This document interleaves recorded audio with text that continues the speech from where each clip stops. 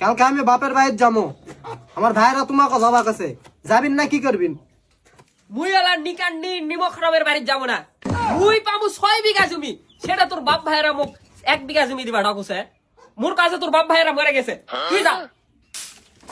OLA গপ্প বাদ দাও, এখনকার যুগত কে কটা সমান জমির ভাগ দেয় গুনে করে? আর জমি নিলে কি আত্মীয়তা থাকবে ওর সাথে? মোর বাপ তোর বাপের এই জমি দেখে তোর সাথে মোক বিয়া দিছে, তোর সুপা দেখে বিয়া দেয়নি।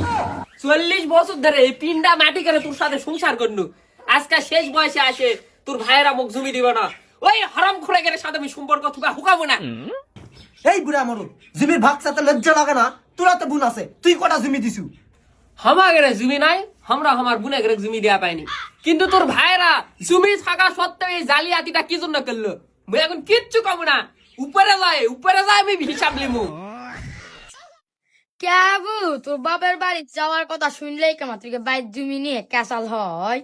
সেদিন মোর ভাইয়েরা মুখ জমি লেকে দিছে, পামু 3 বিঘা 4 বিঘা দিছে। ছোট বোন হও দেখে বেশি দিছে না। কেবু তুমি আমার বিয়ার সময় কোটা আসলে, আগে জানলে তোমাকে বিয়া করনো নি, 4 বিঘা তুমি করনো নি। ওই না যাই তো যা, কাটা খাওয়া নুনের সিটা দিবে আসুন বেদুক মহিলা বাইতে পারা।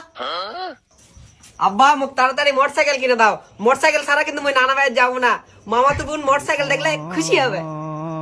বাবা কসুকা তোর বাপ তো বেন্ডা সুদা, যা মাঙ্গের কাছে যা, তোর মায়ের ভাইরা কিনে দিবে হনি। আমার মামা তো ভুল, মুই যাই ভুল করেছু, এই ভুল আর তুক করবা দিমু। আম্মা তাহলে আকলিমা খালার মেয়ের সাথে লাইনটা করো।